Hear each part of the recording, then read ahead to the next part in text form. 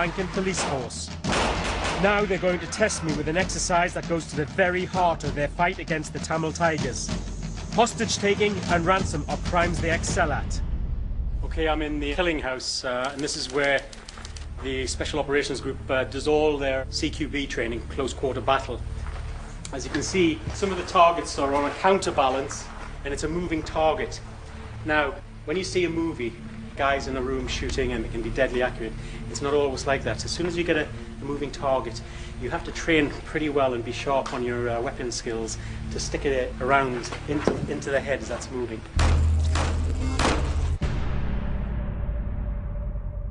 Right, we're ready to run through this CQB exercise.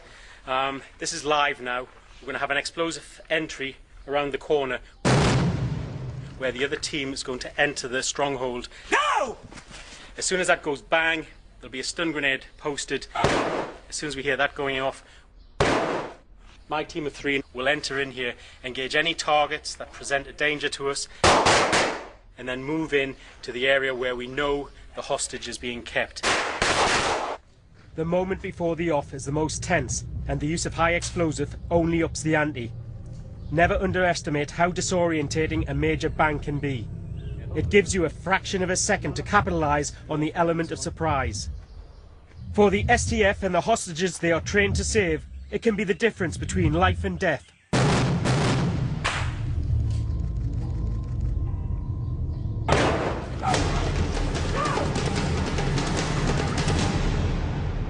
We storm the building in 2 team formations. The top room is secured within seconds as we take out the defensive position.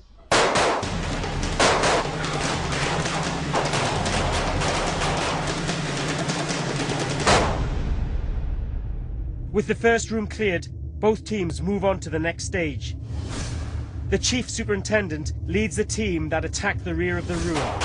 They're using pistols instead of rifles to provide secondary weapon cover.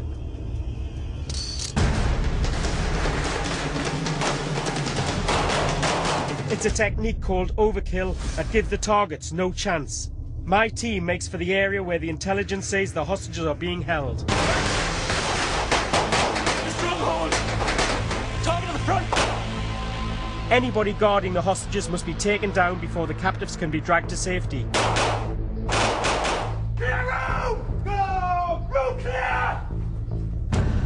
At the same time, the Chief Superintendent's units are sweeping through the rest of the rooms, eliminating any other resistance.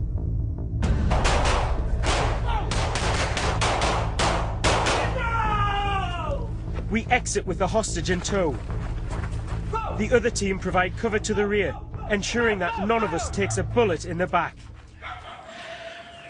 Okay, on that, you heard the huge explosion. That's where the frame charge blew the wall in, and the team went in engaging the targets that presented a danger to us straight away. We were covered by the second team as they entered in. We then moved off to the right, engaged the targets,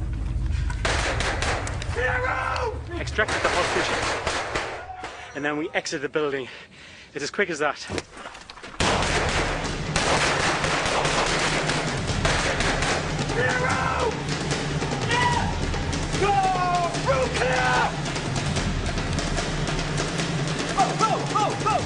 In real life, it happens even quicker. With the personal dangers faced by every police officer fresh in my mind, a call comes in from a police station 10 miles south of our base camp. Suspected Tamil Tigers have been spotted in a paddy field. We head off in convoy towards the location. A team of 20 officers have been assembled.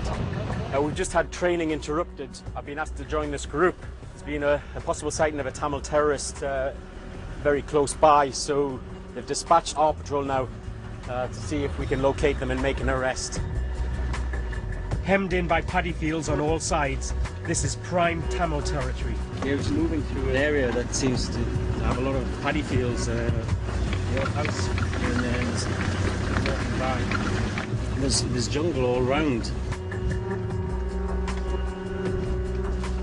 I get the feeling I'm about to be reminded of the difference between field training and on-the-job action. once you get onto operations, that's the training over, and you'll see the guys, they'll joke around less, but everything's for real. You'll see, it's real ammunition, and then basically training takes over, your instincts take over. We arrive at the rendezvous, a spot deemed to be a safe distance from the suspected terrorists. The lads have got a roadblock up here, and the patrol's waiting for us. Officers from the Special Task Force liaise with the local police. The commanders there are actually just discussing the best way to get in. The tip-off, it turns out, has been a false alarm. There are no terrorists to hunt down. The commander then makes a tough, instinctive call. With a group of fresh recruits, all fired up, he decides to go ahead with the mission as planned, turning it into a live training exercise. As far as the men are concerned, it's still the real mission. Only a handful of senior cops, the film crew and me are let in on the conceit. The plan remains the same. 2 suspected Tamil Tigers have been spotted. They're allegedly carrying weapons and behaving suspiciously near a roadside where many landmines have been planted in the past. The aim is to take them out with a hard arrest. We're moving in along the edge of this paddy field, so we're definitely going to get wet. They think the suspects could be over there, and they wouldn't be expecting us crossing over here. We're going to get to a point where there's a recce team, and then the patrols are going to go out and see if they can get eyes on. If so, they'll move in and then make the arrest. The men prepare their kit for wet water operations. We're making our approach through a paddy field to catch the suspects by surprise. We wade through the water. My feet are sinking deeper and deeper into the silt and sludge, and I keep a lookout for the deadly snakes that are commonplace in this region. You can just see how dense it is once you get in there, looking to the left and right. You can't really see anything. It's quite thick to move through. In a mangrove swamp, you're getting caught into the roots and everything else, and they're horrendous. Even though now I know it's just a drill, the intensity of this situation takes over. You can see how difficult it would be to operate for some time in this environment. It's excellent cover though, and we're well away from the road. Nobody can see us, so we can make an approach onto target without being seen. As we wade up to our chests, the tension in the patrol cranks up. The scrub is suddenly thinning out, and we're in danger of being exposed. As far as the men are concerned, their cover could be blown at any moment.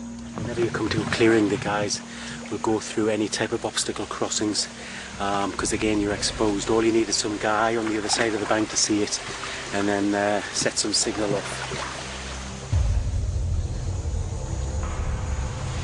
So they're just using all the patrolling techniques that we saw before.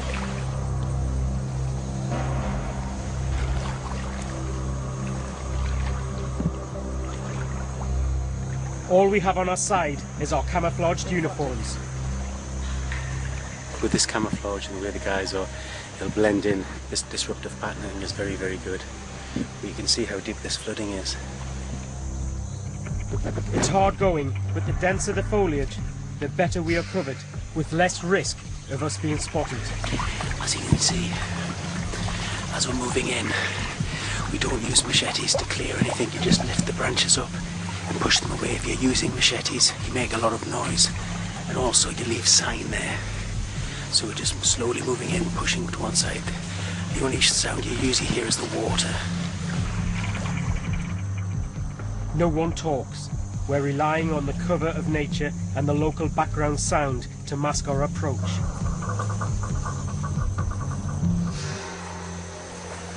This broken cover now, I can hear the road on the top, on the side there. There's been a few vehicles, but there's nobody around. There's been no shouting, so it looks like we haven't been compromised at the moment. Finally, we reach the end of the paddy field, get low and break cover, entering a sparsely wooded clearing about 500 meters from where the suspected terrorists were believed to be.